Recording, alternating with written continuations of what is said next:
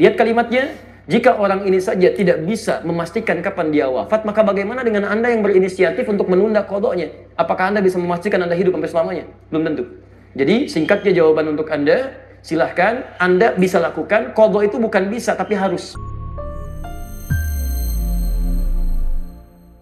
Ada kewajiban puasa yang sifatnya mesti mengganti qadha dari puasa Ramadan yang belum ditunaikan dengan sempurna, seperti perempuan yang datang masa haidnya saat Ramadan, kemudian telah tuntas masa Ramadannya, masuk ke Syawal, dihadapkan pada situasi antara memilih dia mengerjakan puasa sunnahnya atau mendahulukan qadanya. Mana yang harus didahulukan di sini?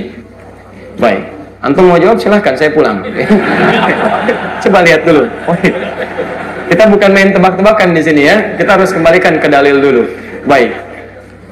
Lihat sini, di sini ulama terbagi dua pendapat. Pendapat pertama yang mutasyaddid, yang sangat ketat.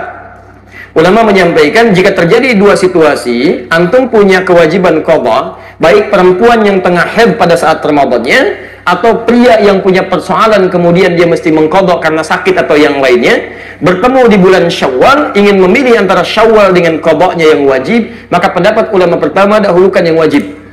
Karena sifat wajib dalam tatanan hukumnya itu di atas sunnah, prioritas, dan menjadi hutang dia.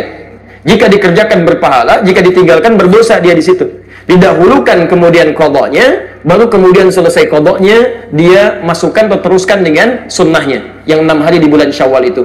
Jika dia mendapatinya, alhamdulillah. Jika tidak mendapatinya dengan keinginan dan niatnya, maka pahalanya dituliskan di situ. Paham dari sini? Baik.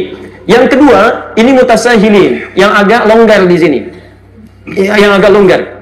Maka boleh kemudian mendahulukan puasa Syawal dulu.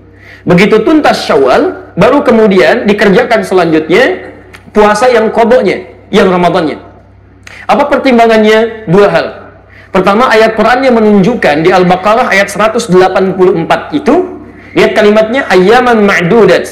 Faman kana minkum maridha aw 'ala safarin fa iddatun min ayyamin ukhra. Puasa tunaikan di beberapa hari yang ditentukan, bulan Ramadan.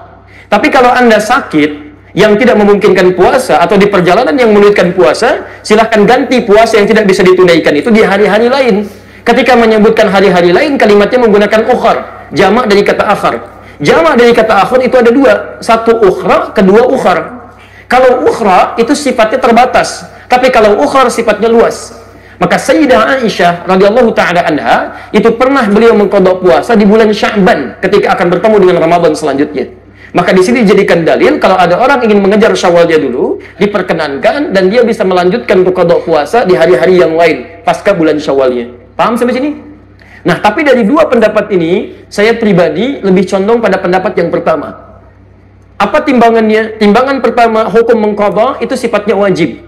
Karena ayatnya mengatakan fa'iddah, hitung bayar, menggunakan fa. Fa itu menunjuk huruf yang cepat, tanpa jeda. Jadi begitu selesai, Anda punya kemampuan mengqadha, langsung qadha.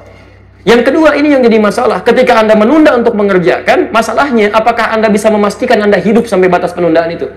Ini poinnya. Kita tidak bisa memastikan. Bahkan ada orang yang ingin tobat saja, ketika mau masuk ke taklim, baru mau berangkat, Pak, di tengah jalan meninggal. Itu ada di Quran surah keempat, An-Nisa ayat 100. Wa may yuhajir fi sabilillah yajid lahu fil ardi muraghaman katsiran was'a. Wa may yakhrij min baitihi muhajiran ila Allah wa rasulih tsumma yudrikul maut. Ada orang ingin berubah dia, ingin berhijrah, lebih baik dalam pandangan Allah dan Rasulnya, baru berangkat untuk berubah. Ya, dalam masa lalu itu, maaf, ada yang sampai bunuh 100 orang, pernah mabuk, pernah berzina, dia pengen berubah. Lalu dia berangkat ke majelis ilmu, ingin merubah dirinya. Ada sentuhan dalam dirinya. Tiba-tiba belum sampai ke majelis ilmu, di tengah jalan dia meninggal. Jaraknya cuma sejengkal. Lebih panjang ke tempat tujuannya. Maka Masya Allah, pahalanya dituliskan oleh Allah, surga baginya. Faqad waqa'a ajruhu 'ala Allah. Berangkatnya dihitung sebagai tobatnya, langkahnya dihitung sebagai ikhtiarnya, maka dituliskan pahalanya. Faqad waqa'a ajruhu 'ala Allah. Anda bisa kebayang nggak? Pernah bunuh 100 orang, sering berbuat maksiat, dari mabuk macam-macam. Dia pengen tobat. Dia berubah, belum sampai ke majelis ilmu, diampuni dosanya, dia meninggal dunia.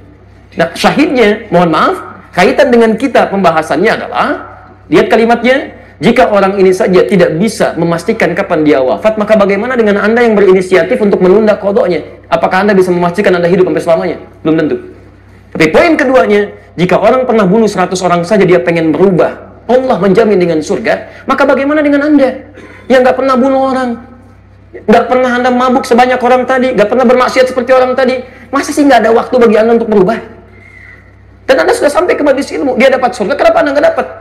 Maka saya ajak semuanya, ayo, yang pernah bunuh orang, pernah bacok orang, pernah lukai orang, pernah macam-macam orang, tiba saatnya Anda berubah. Anda mau sampai kapan lagi begitu? Kalau dengan keterangan ini, dengan contoh ayat tadi, dengan kisahnya, belum menyentuh Anda berubah, mau sampai kapan seperti itu? Kalau Anda ingin bertahan dalam keburukan, maaf, Anda tertinggal. Fir'aun lebih duluan dibandingkan Anda. Lebih jagoan, dan dia lebih hebat dibanding Anda. Punya bala tentara, pernah mengaku Tuhan, pasukannya dahsyat. Anda siapa? Tidak lebih buruk dibandingkan Fir'aun. Dan Anda punya peluang untuk berubah. Anda pernah jadi pemabuk? Ayo, sekarang saatnya berubah. Anda pernah bermaksiat? Sekarang saatnya berubah. Mumpung ada kesempatan. Dan tidak semua orang soleh sekarang, bukan berarti masa lalunya pun baik.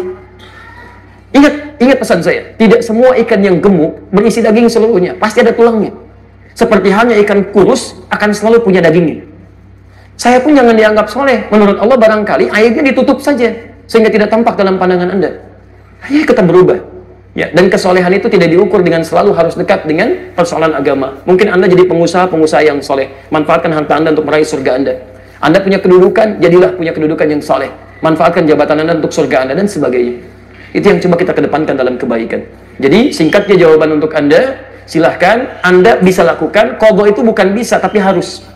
Bukan boleh, tapi harus. Jadi, begitu masuk Syawal, saran saya, bayar dulu qadha Anda.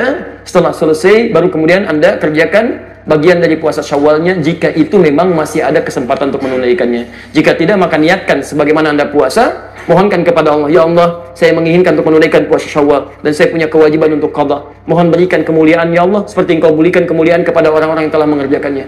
Dan mohon mudahkan orang-orang yang puasa Syawal sekarang, ya Allah, seperti memudahkan orang-orang puasa saat Ramadannya. Begitu mereka puasa, karena doa Anda mudah dan ringan, maka Anda mendapatkan bagian dari pahalanya. Paham sampai sini? Jadi coba cari peluang pahala. Walaupun Anda tidak mengerjakannya, tapi Anda mencoba menitipkan bagian kebaikannya. Ibu sedang haid, tidak bisa puasa Syawal, tapi kan tidak menghambat ibu untuk mendoakan pada akhwat yang sedang puasa, supaya mereka mudah puasanya, supaya mereka diringankan beramal soleh. Begitu mereka ringan amal soleh karena doa Anda dapat bagian pahalanya.